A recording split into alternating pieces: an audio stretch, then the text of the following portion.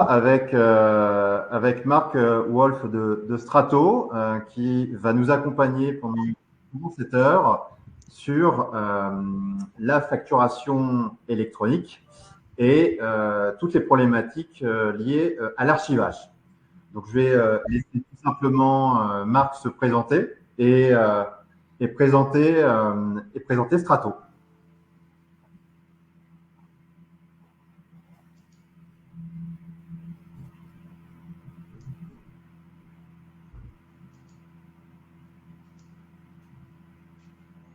Oui, alors bonjour, moi je suis Marc Wolf, ça fait longtemps que je fais de la...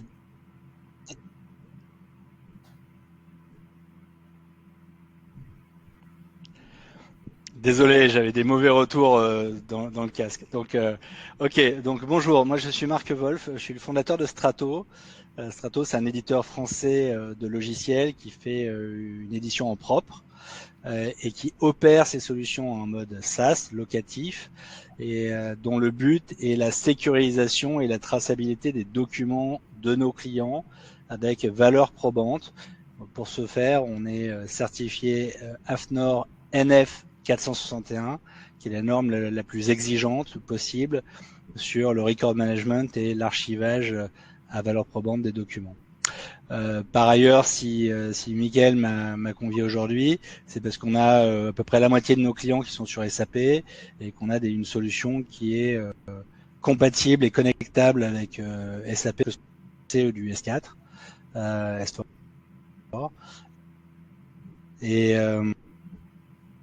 Et voilà.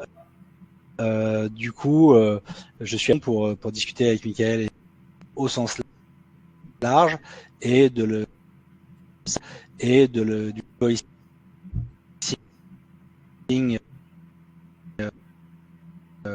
au sens plus particulier.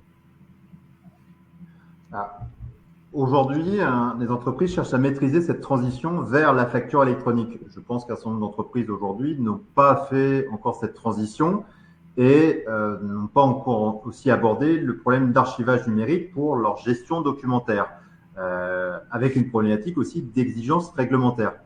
Quand on parle aujourd'hui de facture électronique, on l'a évoqué, ce n'est pas la même chose que du DRC. En quoi aujourd'hui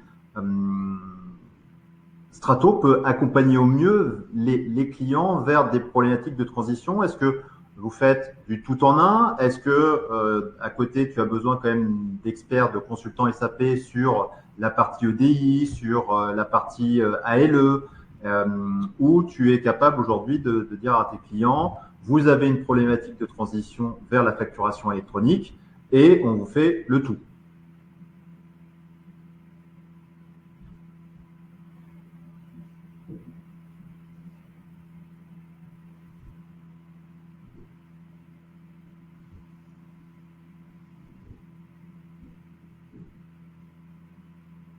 Quelque part, il y a beaucoup de tolérance de par l'historique ECC, notamment sur la gestion en stockage dans la base SAP en utilisant le SAP Content Server ou SAP DMS, mais c'est pas la solution ni la plus salvatrice ni la plus facile à gérer, étant donné qu'elle pourrit les performances de la base de données SAP.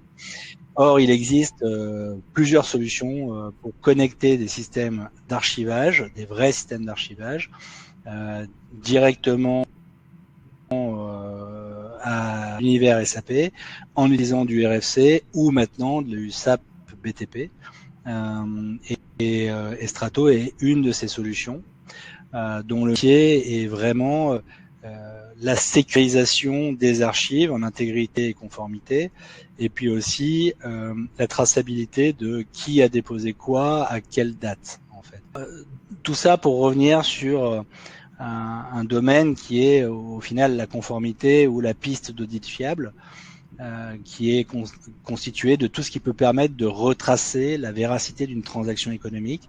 Une grande partie des informations sont dans SAP, notamment la data, notamment les transactions, et puis une partie de la preuve, notamment par l'archivage des documents, peut être fait dans une solution Strato, dans une solution NF 461, car ces solutions sécurisent les documents et surtout assurent la traçabilité totale, irrépudiable de quand les documents sont arrivés dans le système. Ça, c'est très important à noter. Et voilà. Aujourd'hui, tes clients s'adressent sur quelle partie? Plus sur l'archivage ou sur la problématique de facturation électronique? Ou c'est deux choses qui vont nécessairement ensemble? Alors ça va pas nécessairement ensemble. Le gros du marché actuellement, c'est quand même la facture électronique, hein, même si les délais ont été repoussés 2 fois. Il n'empêche, on a maintenant un nouvel horizon à septembre 2026. C'est pas si lointain en termes informatiques. Et le gros de la demande client est sur la gestion des factures clients d'un côté. Tu as fait une intervention avec SAP DRC et Renault Alves il n'y a pas si longtemps, qui est une des très bonnes solutions pour y arriver. Et puis aussi sur la gestion de la facture entrante, la facture fournisseur. Et puis j'ajouterai un troisième point qui est justement la conformité, donc tout ce qui permet de rendre auditable les transactions autour des factures, et notamment la piste d'audit fiable qui depuis 2013 est une obligation, même s'il n'est pas très documenté par l'administration fiscale. Il n'empêche, vous devez avoir une piste d'audit fiable et donner au contrôleur TVA les capacités de vérifier l'enchaînement des opérations d'une transaction économique. Donc du coup, pour répondre à ta question, nous on est un OD dans le vocable de la réforme, un opérateur de démat. On n'a pas de dépôt de dossier PDP. Et pourquoi on n'a pas de dossier PDP? Eh bien parce que c'est des très très gros coûts et qu'on n'est pas opérateur EDI. Les opérateurs EDI sont obligés de devenir PDP. Les opérateurs de démat ne sont pas obligés de devenir PDP. Nous, on continuera à fonctionner soit avec la PPF, soit avec des partenariats locaux avec les PDP référencés. Du coup, que ce soit en contrôle interne, contrôle externe, toutes les transactions sont parfaitement suivies, sont parfaitement tracées et sont parfaitement auditables.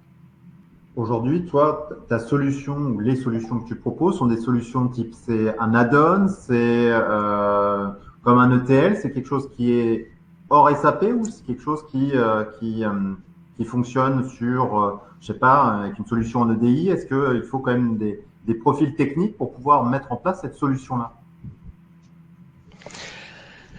Alors, c'est une solution qui est hors SAP, mais qui est connectée à SAP par soit notre connecteur que l'on a créé, qui est un connecteur RFC, donc la vieille techno de connectivité avec SAP, mais qui est très éprouvée, soit avec la SAP BTP quand elle est déployée chez les clients. Alors BTP, hein, c'est une super solution, mais nous on adore, hein, c'est très compatible REST, c'est très moderne et tout ça, mais globalement c'est pas hyper déployé pour l'instant. Donc heureusement qu'on a le connecteur RFC pour pouvoir connecter à façon.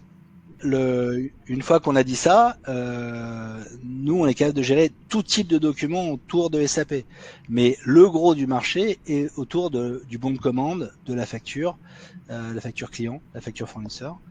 Mais concrètement, on a des clients, une fois qu'ils nous ont testé et approuvé sur la facture fournisseur, par exemple, sur le workflow de validation de la facture fournisseur, connecté à SAP, eh bien, ils nous demandent de regarder des processus de contractualisation en électronique, genre DocuSign ou Signaturite, plus Strato pour l'archivage des documents signés.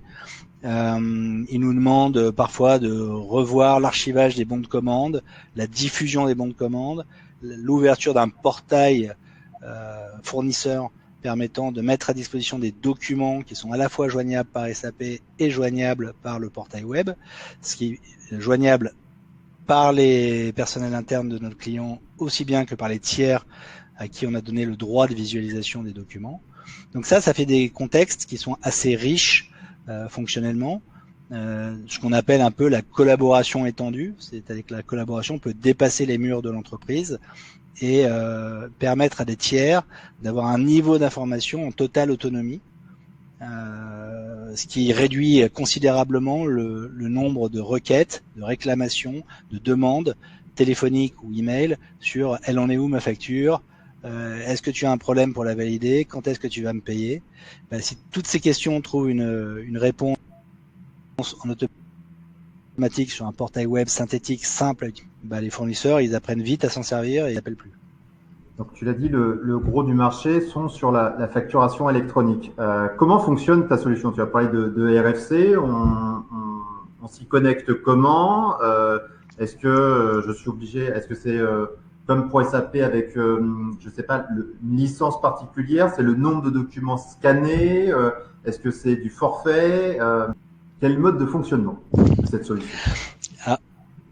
Ok, donc il y a plusieurs questions dans ta question, mais alors, très concrètement, nous, on compte un forfait de mise en place de la solution et de paramétrage de la solution. Dans ce forfait, il y a deux types d'ateliers. Il y a des ateliers fonctionnels, notamment pour câbler, paramétrer, recéter les workflows de validation des factures fournisseurs, par exemple, ou pour, pareil, sur la création des bons de commande. Et puis, il y a les ateliers plus technico-techniques qui sont le câblage directement avec SAP. Donc là, comment on paramètre le connecteur standard RFC. Il a beau être standard, il n'empêche, chaque système SAP a ses particularités. Et il faut bien le connecter. Donc, il faut bien récupérer les BAPI adéquats, il faut bien récupérer le schéma comptable, le schéma analytique. Il faut bien récupérer les données des bons de commande quand il y en a. Voilà, sachant que bien sûr on fait des workflows qui font avec ou sans bon de commande, mais que la bonne pratique c'est avec bon de commande préalable et plutôt venant de SAP. Voilà, une fois que j'ai dit ça, évidemment nos clients doivent vérifier leur capacité, leur digital right pour pouvoir faire de la connexion tierce. Ça SAP a beaucoup changé là-dessus, hein, donc mais évidemment, on est une solution de réutilisation de la donnée SAP ailleurs. Hein. Le maître reste SAP, le satellite ou l'esclave, c'est Strato. Et donc, on reçoit de l'information de SAP pour pouvoir faire les validations. Et une fois que les validations sont faites ou au début du cycle, on envoie du message structuré à SAP pour pouvoir créer la codification comptable et le débloquer paiement, par exemple.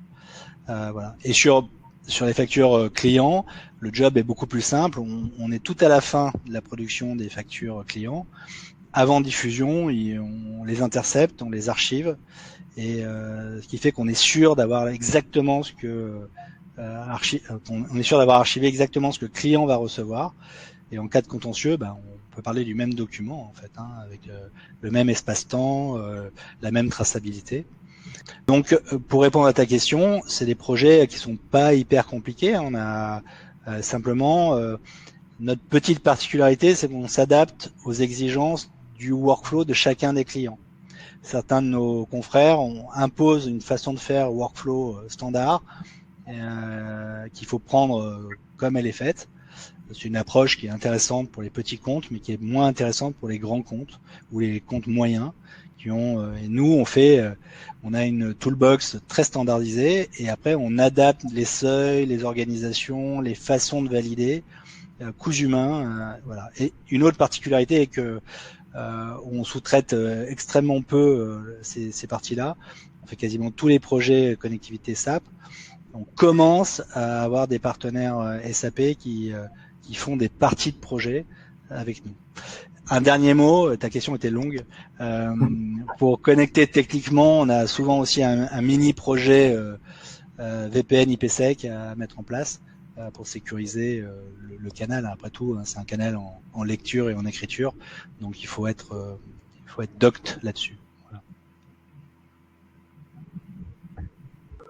Les consultants de est-ce que c'est des consultants SAP? C'est encore une fois, moi je suis des clients. Je n'ai pas de compétences. On me parle de DRC, donc pour DRC, il faut consultant.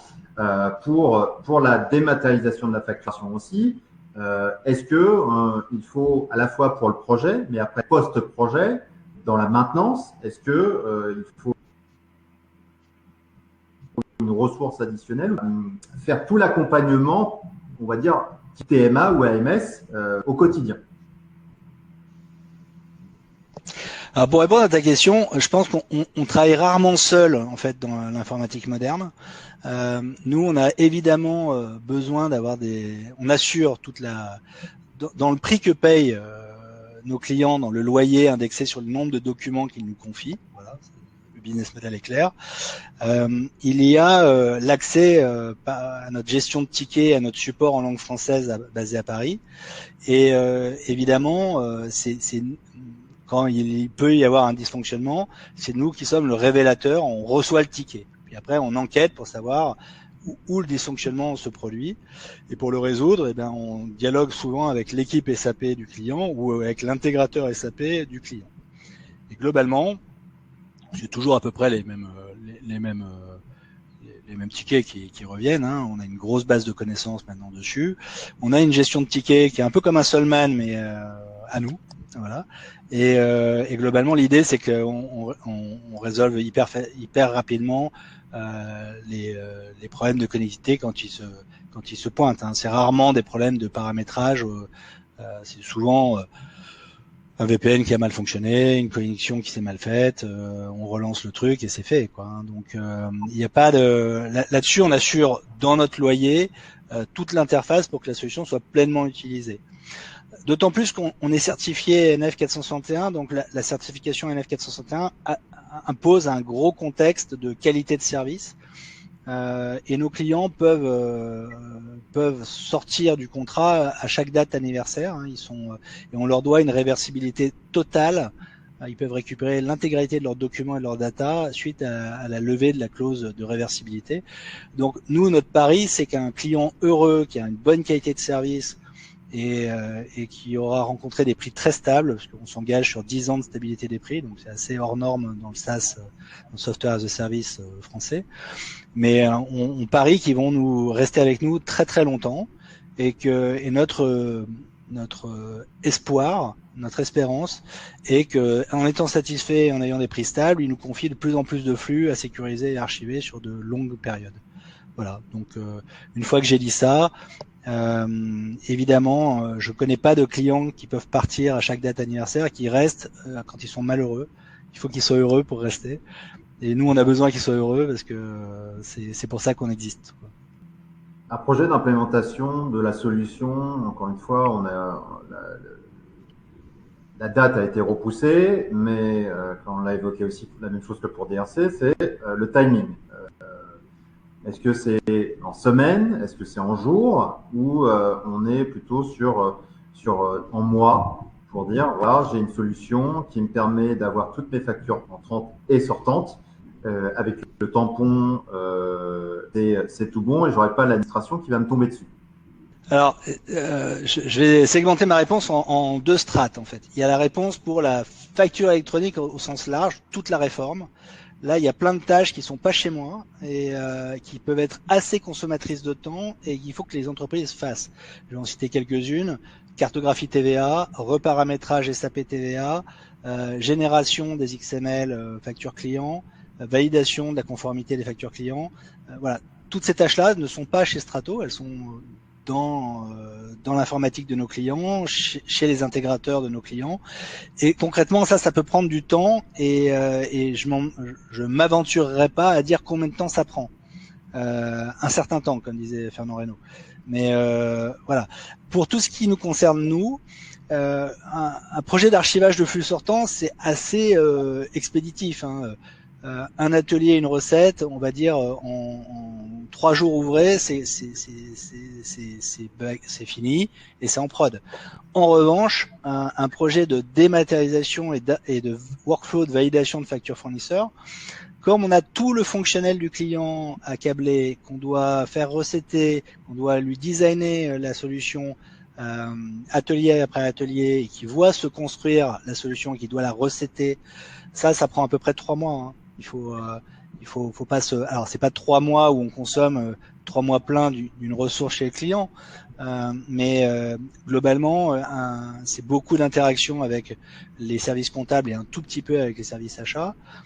C'est quelques interactions avec la DSI, donc quelque part il faut compter à peu près 3 mois, sachant que il y a des moments où les comptables disparaissent. Ils ont des clôtures TVA à faire, ils ont la fin du mois. Enfin, ils ont des moments où ils sont pas disponibles pour ce type de projet. Donc 3 mois, on est bien. Voilà. Donc faut calculer ça avant de le lancer. Voilà. Après, il y a aussi des sous-projets dans le projet. On a eu des clients qui avaient ECC qui passaient à S4HANA. La bascule pour nous est assez rapide en fait. C'est même très rapide en fait. Il y a les points d'attention sont la nouvelle gestion des business partners dans S4HANA, qui est assez notoirement différente mais donc c'est le gros de notre attention, c'est la recette. Mais la bascule se fait très rapidement.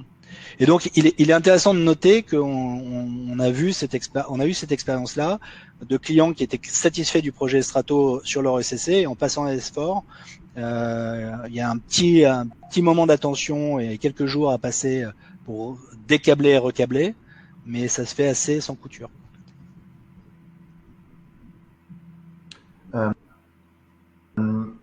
Intégration, sur les problèmes d'intégration, c'est-à-dire que est-ce que il y a une problématique, est-ce que je vois, c'est du côté de SAP, quand j'ai des messages d'erreur, un problème de lecture de la facture, est-ce que tous les types d'intégration sont possibles? Parce que là, quand on a, je sais pas, un artisan qui nous envoie une facture, est-ce que celle-ci, avec un scan, elle est parfaitement reconnue? Problème, comme on le sait, sur les factures côté SAP, on a une commande d'achat, on est sur une. Alors, je pourrais citer, on est sur des solutions avec Esker, on a ITsoft, on a Vim. Est-ce que la solution supplémentaire, elle est concurrente et donc à chaque fois, j'ai bien posé plusieurs questions. Donc, point d'intégration. Ouais. Donc du coup, pour répondre très clairement. Et la concurrence. Voilà. Alors, pour répondre très clairement,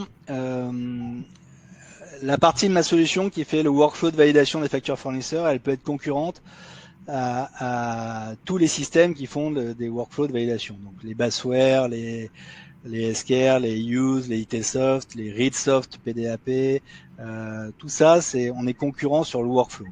La différence, c'est qu'une partie de ces confrères basent leur workflow sur SAP Business Workflow, donc dans une infrastructure SAP, et une partie des confrères font comme nous, ils le basent sur leur moteur de workflow externe nourri de données SAP. Ça, c'est un premier échelon de réponse. Le deuxième échelon de réponse, c'est que nous, on vient de l'archivage électronique à valeur probante. Donc, le cœur de notre solution, c'est l'archivage.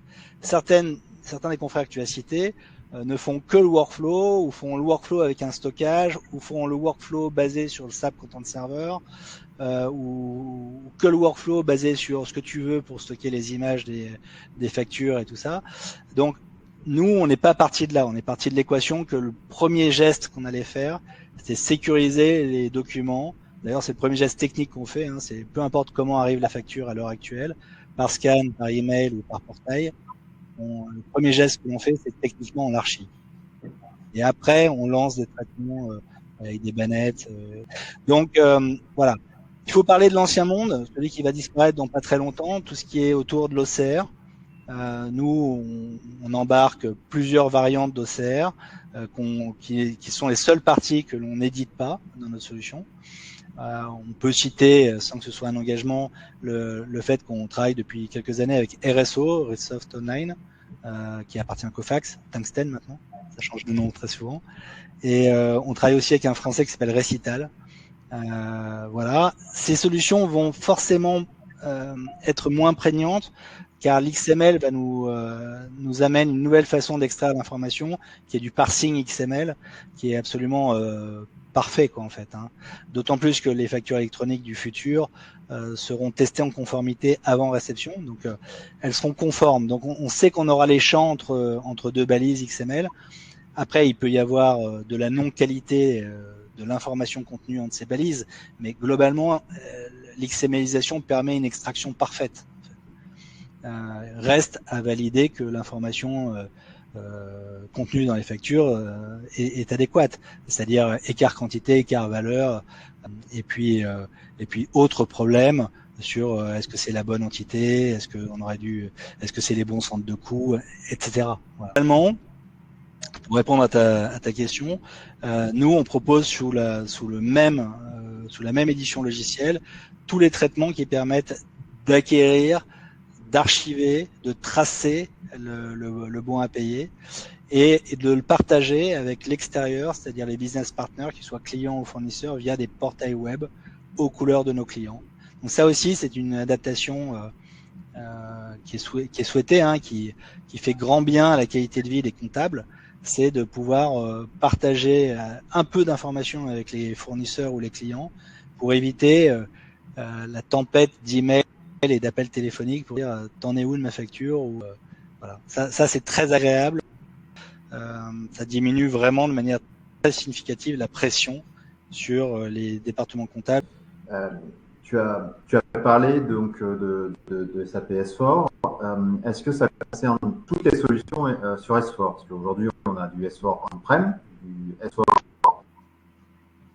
en private cloud et en public cloud. Je peux me plugger et me dire aujourd'hui, alors je fais sur le cloud public en France. Je veux être conforme au 1er janvier, au 1er septembre plutôt 2026. Tout est OK. Alors, tout est OK pour ce que l'on assure avec Strato. Il n'en demeure pas moins qu'il faut, peu importe ta version d'S4, il faut te doter d'un générateur de facture XML sortant. Moi, je n'édite pas ça. Tu dois l'acheter quelque part. Par ailleurs, comme tous les clients SAP, qu'ils soient en ECC ou en S4, vous attendez avec impatience le package, les notes de service à passer pour générer les e-reporting.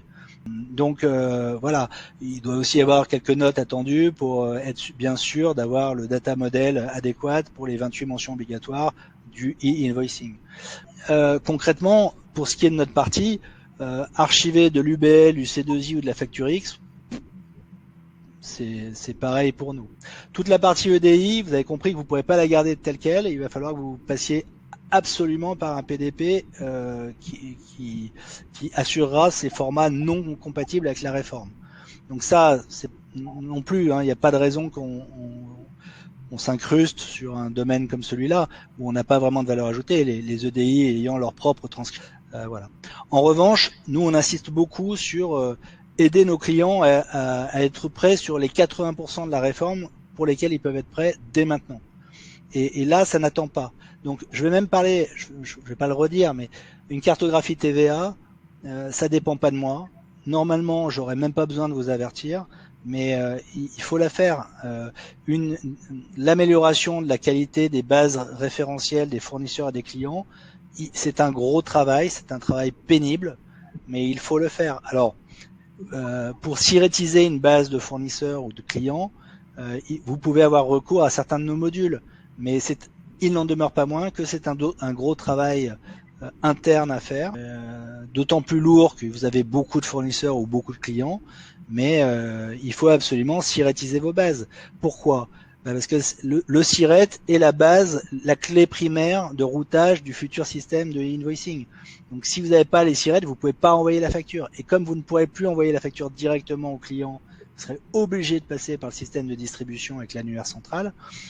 Il faut vraiment faire ce travail qui n'attend pas et qui est un travail qu'il faut faire une fois, et il faut surtout en profiter pour changer les process pour que la mise à jour des données des fournisseurs se fasse de façon collaborative ou outillée et que vous remontiez pas à un système de qualité pour redescendre en qualité plus tard. Il faut refaire un toilettage, et une fois que le toilettage est fait, il faut faire en sorte que la donnée du tiers soit toujours de bonne qualité et fraîche. Et pour cela, il y a des systèmes comme la circularisation, il y a des systèmes comme des business add-ons, comme les bases Altares, comme e-attestation, comme des gens comme ça, qui peuvent vous aider à monitorer la qualité, la fraîcheur des données fournisseurs.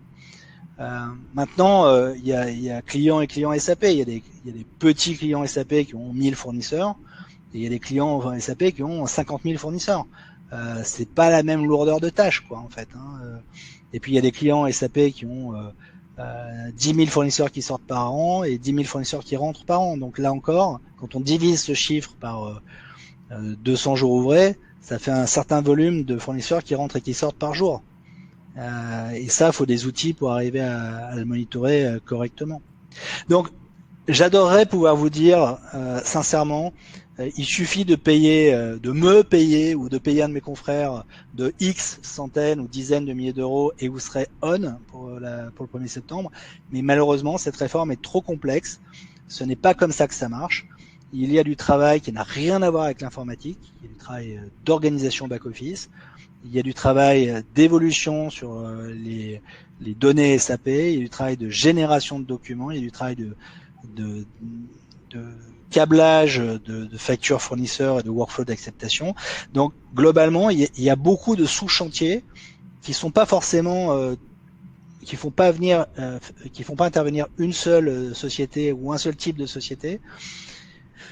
Le mot que j'arrête pas de dire, c'est de toute façon, il y a tellement de tâches à faire que le premier geste, c'est d'en avoir pris conscience et de lancer le projet avec la nomination d'un chef de projet, d'un coordinateur qui va actionner un rétro-planning et qui va lister les différentes tâches avec les différentes parties prenantes dans l'entreprise et en dehors de l'entreprise qui peuvent permettre d'atteindre la cible. Ça, c'est le point crucial. Après, si vous nous choisissez nous, vous avez plus de chances de l'atteindre facilement.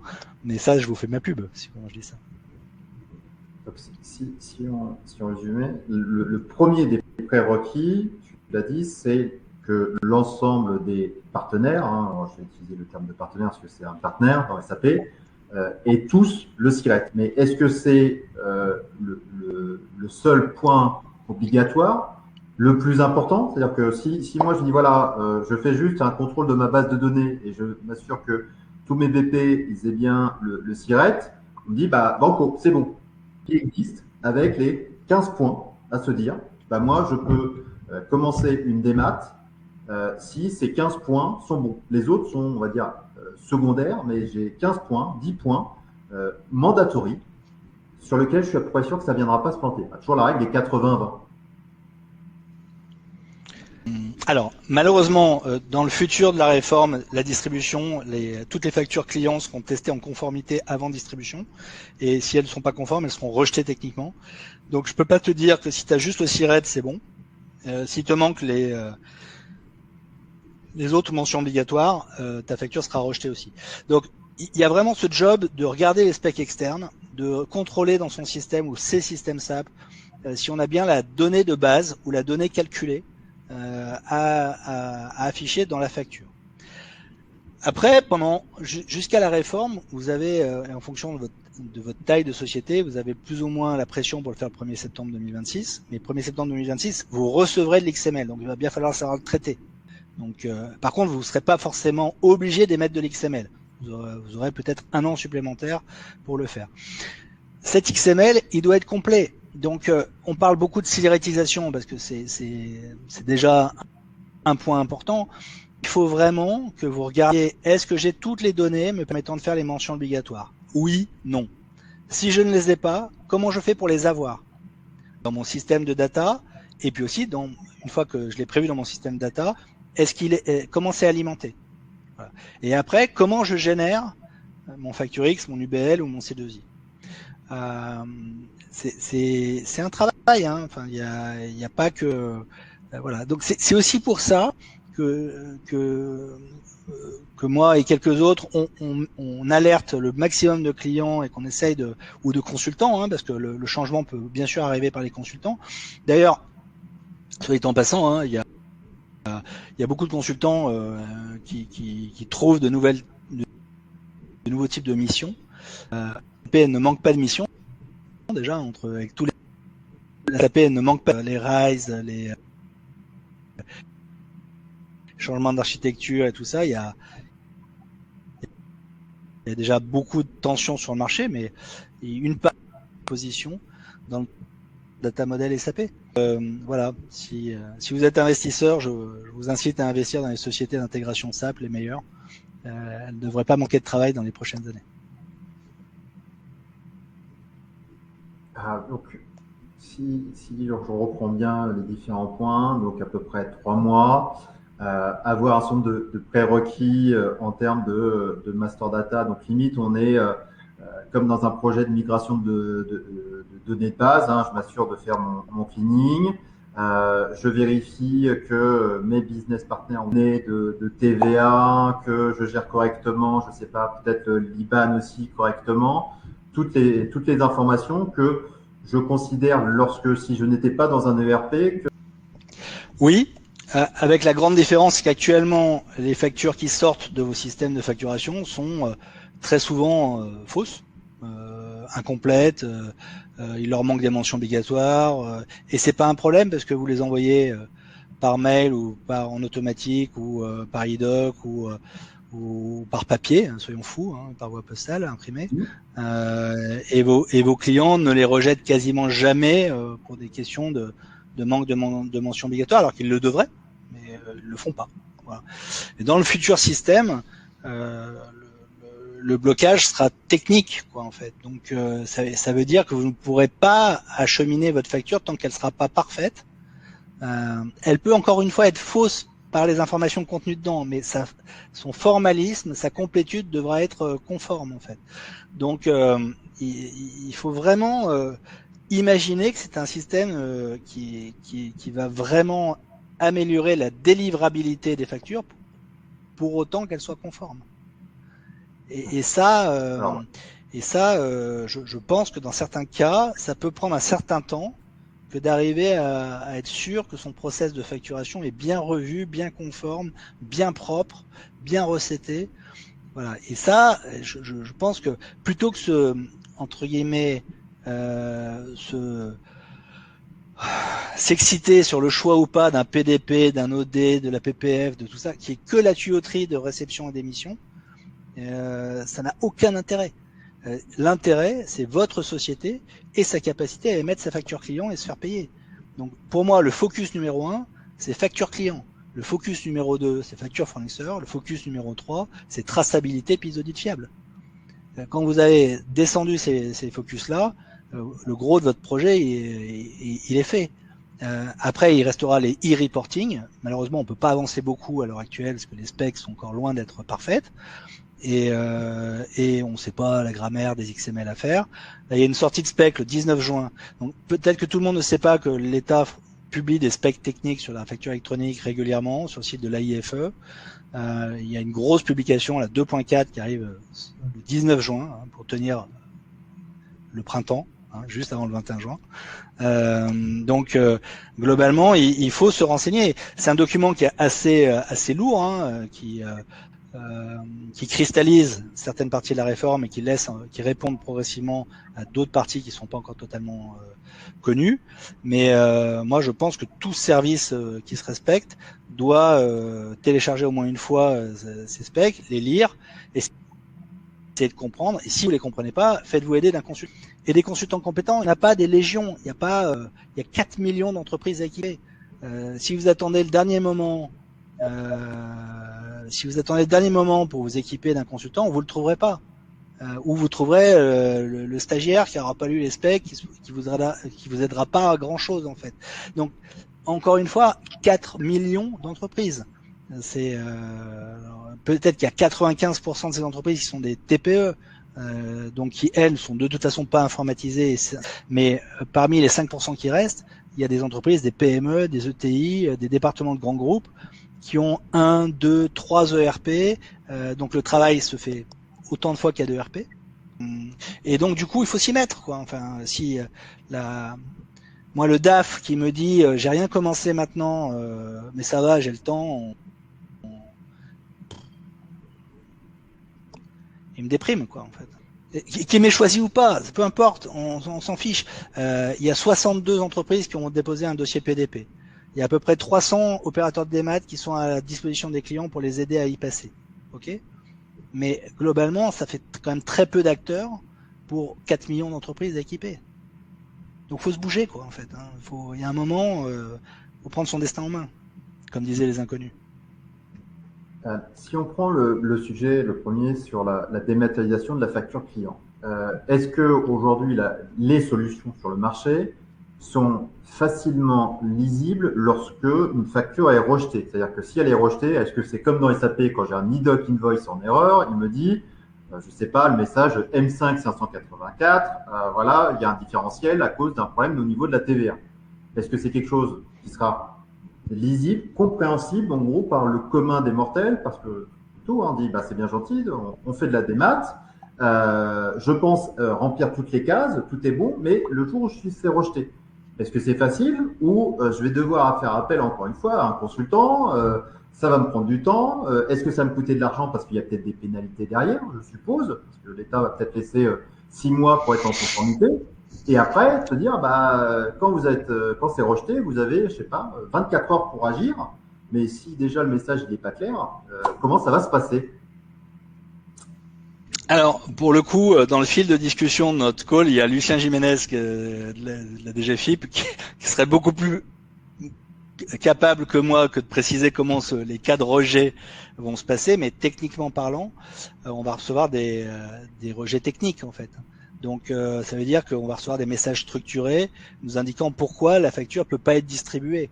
Donc il faudra absolument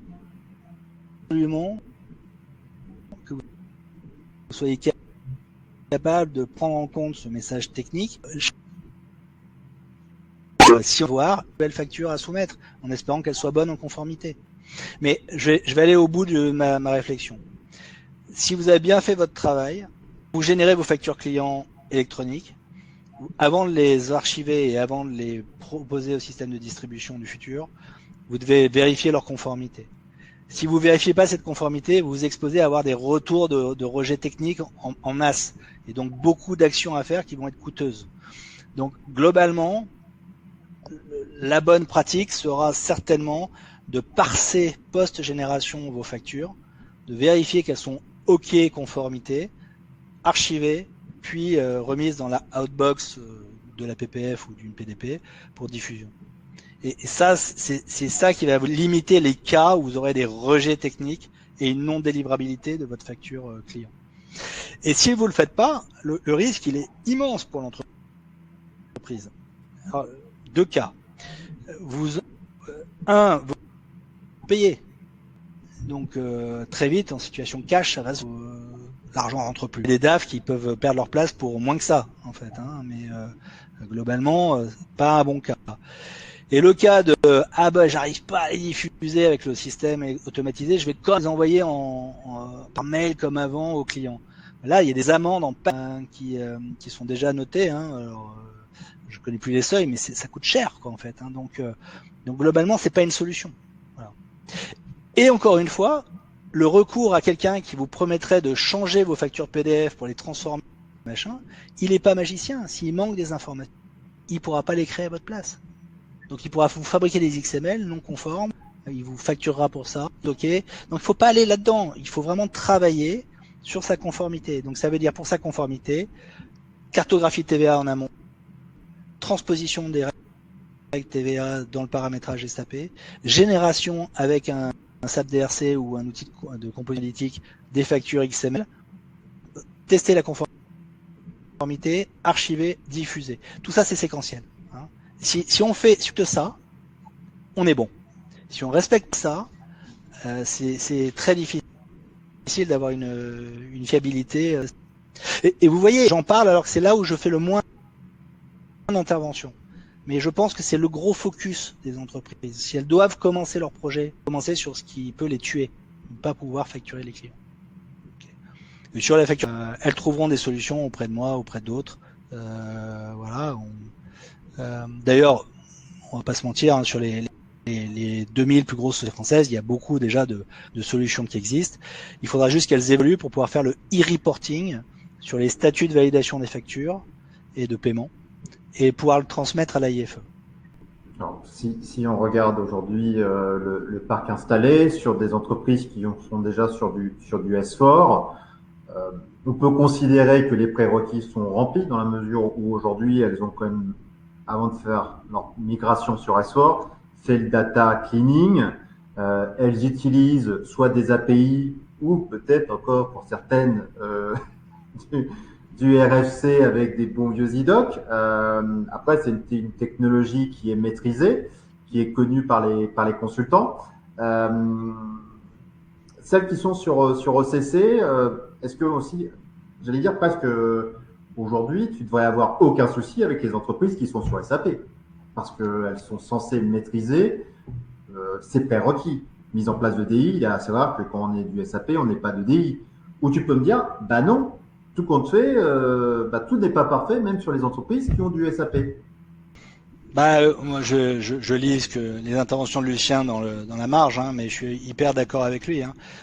À l'heure actuelle, une proportion non négligeable de sociétés envoient des factures qui sont pas bonnes. Et comme on peut pas demander sempiternellement à son fournisseur de refaire ses factures parce qu'elles sont pas conformes, les services comptables qui sont déjà sous l'eau les traitent et les payent et voilà, ils les rejettent que quand il y a des gros écarts quantité-valeur ou des choses plus importantes. Mais globalement, que ce soit en ECC ou en S4ANA, la qualité des référentiels n'est pas bonne. Hein. Il y a quelques années d'un client de grosse taille appartenant à un grand groupe français coté qui, quand il lance son projet de démat de facture fournisseur, contacte sa base fournisseur sur la base des emails qu'il avait pour les fournisseurs, 800 fournisseurs, et il y a 90% de messages qui reviennent comme n'existe plus, n'est plus adéquat, cet email n'est plus en fonction. Ça, la fille de la compta qui avait coordonné ça, elle a cru que le ciel lui tombait sur la tête. Donc ça veut dire quoi? Ça veut dire que les méthodes pour garder à jour et garder la fraîcheur des datas du référentiel SAP doivent être revues, doit être toiletté une bonne fois pour toutes, et surtout le process de mise à jour doit être toiletté. Donc ça, c'est sinon, si on fait juste un gros cleaning d'un coup, comme avant une migration par exemple, le problème c'est que le jour d'après, déjà, la base est un peu fausse. Puis le jour d'après, elle est un peu plus fausse. Puis le jour d'après, elle est encore un peu plus fausse. Mais voilà. Donc il faut vraiment en profiter pour changer. Si je dois faire l'apologie de mes modules, nous on a un module qui s'appelle Business Part qui permet, pour créer un partenaire, un SIRET, une adresse mail. On appuie sur la touche OK. Et là, on enrôle le fournisseur potentiel ou le potentiel dans un système de masque de saisie avec des documents à fournir, avec des data à remplir. Et sur la base de tout ça, on est sur un workflow de validation ou pas, et on le crée dans SAP par un IDOC. C'est pas très... voilà. Et au-delà de ça, régulièrement, on circularise la base des tiers pour leur dire « Salut, tu es fournisseur de la société Tartampion. Merci. Voilà les données qu'on a sur toi dans ton référencement. Est-ce qu'elles sont encore fraîches? Est-ce qu'elles sont encore les bonnes données? Si elles ne sont pas les bonnes données, que tu veux en soumettre d'autres pour modification, voici le formulaire que tu dois utiliser. Et rebelote, re-workflow et machin. Et donc ça mâche le travail de l'équipe administrative qui est soit aux achats, soit à la compta, soit perdue au milieu entre les deux départements, et qui se tape la mise à jour des référentiels, la validation de la mise à jour des référentiels. Accessoirement, c'est aussi là où il faut sécuriser les changements les process de changement de RIB, les déclarations sur travail dissimulé, et ainsi de suite. Et puis par ailleurs, on en rajoute une couche, la loi Sapin 2 vous oblige à mieux connaître vos fournisseurs, à savoir s'ils étaient éthiques, à savoir pourquoi vous les avez référencés et tout ça. Donc si vous en profitez dans ce process pour générer des rapports de surveillance Sapin 2 sur vos fournisseurs, et tant mieux, en cas de contrôle Sapin 2, vous serez capable de vous défendre, surtout s'ils ont été journalisés à la bonne date dans un SAE. Donc là, c'est en train de te dire, quelle que soit la taille de l'entreprise, ça ne veut pas dire que vous êtes gros ou que vous êtes petit, que vos données sont nécessairement, on va dire, bonnes. Donc si je résume aussi, à partir du moment où dans SAP, j'ai un IDOC qui se met en erreur, potentiellement, c'est une faille demain pour l'intégration de mes factures, puisque je retraite de toute façon cette information-là parce que je vais pas demander à mon fournisseur de faire le nécessaire pour me régénérer un IDOC qui devra passer nécessairement de façon correcte. ou quand je reçois une facture, que je fasse un avoir ou que je fasse un correctif ou que je rappelle mon fournisseur, même si c'est pas légal, de dire tu as fait une erreur sur le prix, est-ce que tu peux me la renvoyer? Je devrais la saisir dans mon système et après faire un avoir. Donc, typiquement, si je suis Exactement. Et tu devras avoir la traçabilité totale de ça parce que tu vas être surveillé sur les délais de paiement. Donc en fait, qu'est-ce qui peut suspendre ton délai de paiement? C'est le rejet de la facture en fait. Donc si elle doit être rejetée à un moment, en attente d'un avoir, bah c'est ça qui permet. Enfin, évidemment. Alors le but de cette réforme de la facture électronique, c'est un but fiscal. C'est une réforme fiscale. L'État veut mieux comprendre sa TVA, mieux la capter, limiter les évasions par carrousel, et globalement le but prioritaire, il est fiscal. Mais par ailleurs, il y a d'autres buts subalternes qui sont la limitation des transactions économiques, comme l'unification des paiements et la limitation des retards délais de paiement. Et ça, le mode de distribution automatisé dont j'ai parlé abondamment dans cette mention devrait aider à ce que la facture, dès qu'elle est sortie de chez toi et arrivée chez ton client, ce soit plutôt des minutes que des jours.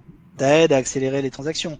Comme elle est censée être conforme, puisqu'elle aura été testée chez toi et au système de distribution, les sources d'erreur peuvent être plus faibles et compter dedans. Voilà, tout ça doit accélérer pour qu'on arrive à converger vers des délais de paiement plus en phase avec la réglementation.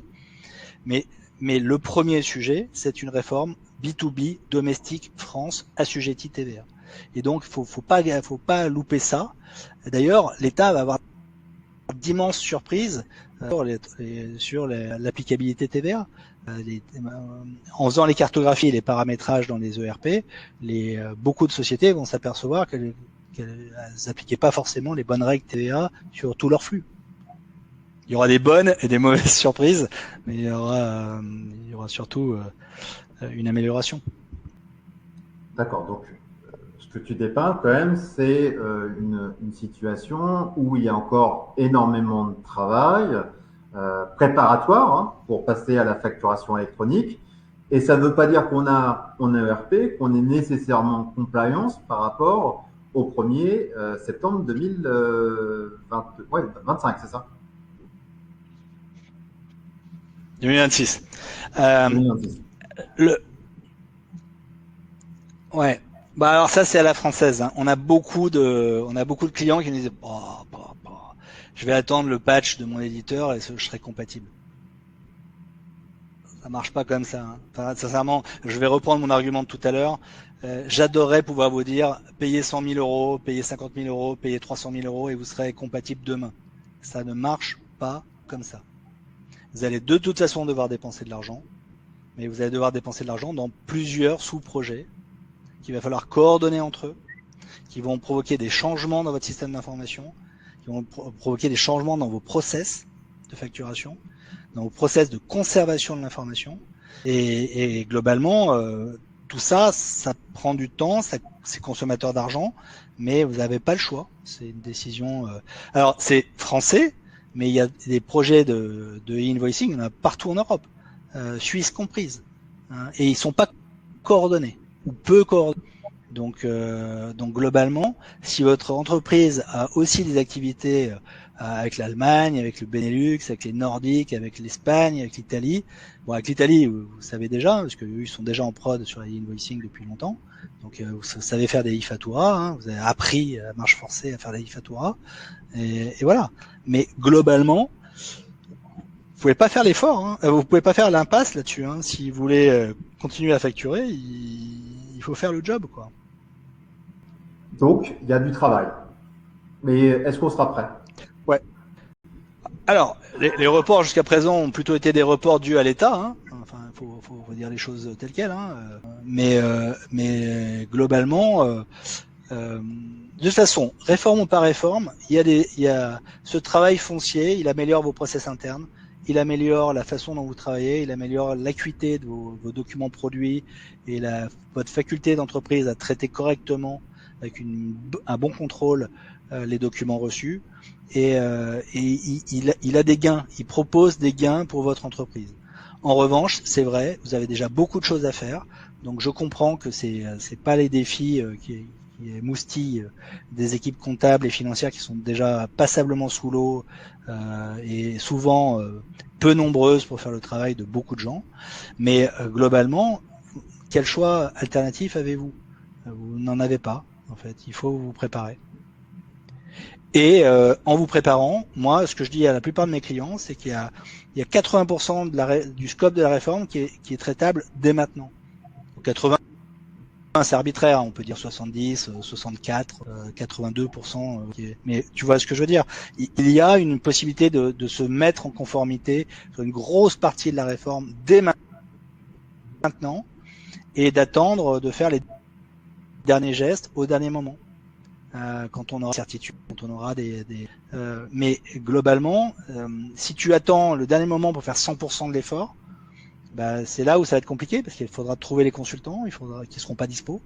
Il faudra faire dans l'urgence alors que tu avais du temps pour le faire, ce qui est jamais très bon. L'urgence et l'ERP, ça va rarement ensemble. Alors, oui. Alors, le point qui est important, qui est la souligné, contrairement peut-être à SAP DRC où on attend les derniers patchs applicatifs de SAP, aujourd'hui, toutes les entreprises avant le 1er janvier, 1er septembre 2026 ont largement le temps de regarder leur base de données, de regarder si en termes d'interface ALE, XML, API, ici, tout est OK, de sorte que il n'y ait pas d'urgence à se dire 3 mois avant la date, hein, parce que malheureusement, c'est peut-être un mal français. On attend le dernier moment parce que les entreprises se sont dit il y a un report, on reporte aussi de notre sine die. Donc peut-être que la morale de l'histoire, c'est que jusqu'au 1er septembre 2026, commencez maintenant. Oui, et puis après, il y a des choses qui vont arriver d'ici le 1er septembre 2026. On va commencer à pouvoir tester les flux, a priori, en janvier 2025. Il y a des choses qui vont progressivement se mettre. Nos clients, par exemple, qui sont à l'état d'avancement 80%, on va dire. Et bien, peut-être qu'en janvier, ils vont pouvoir passer à 80%.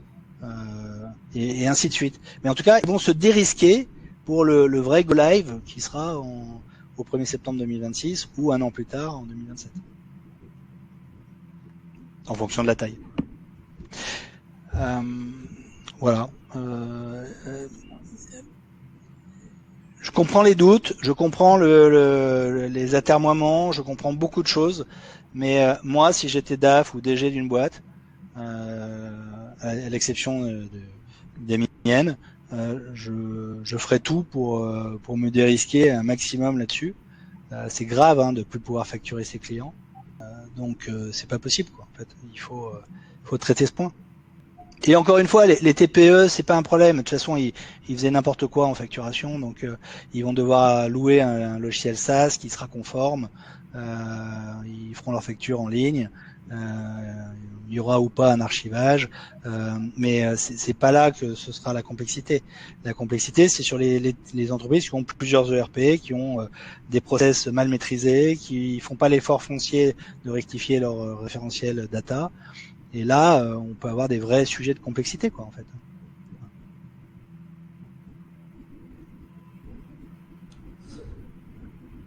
Alors, on est arrivé je m'appelle Marc Wolf, je crie au loup, mais globalement, si vous retenez une seule chose de cette intervention, c'est qu'il est grand temps de demander à ce qu'il y ait un chef de projet nommé dans votre entreprise. Et il est grand temps d'en parler avec votre intégrateur SAP et de regarder les solutions qui s'offrent à vous, les business models. Voilà, il y a un vrai projet à mettre sur pied, quoi. Et il faut le faire. Je te remercie, Marc. Je te laisse le mot pour conclure. Si tu as un mot à dire pour résumer cette heure, hormis, comme tu l'as dit, crier au loup, mais il faut mieux s'y préparer et donner les informations. Et c'était le but de ce talk show avec toi et de rassurer, de se dire si vous les faites comme un sportif, on a les Jeux Olympiques, c'est pas un athlète qui va se préparer maintenant pour les JO. Je pense que ça fait 4 ans qu'il s'y prépare. T'as dit le mot de la fin. Il est rare de s'improviser champion du monde. C'est la suite d'un long processus et globalement,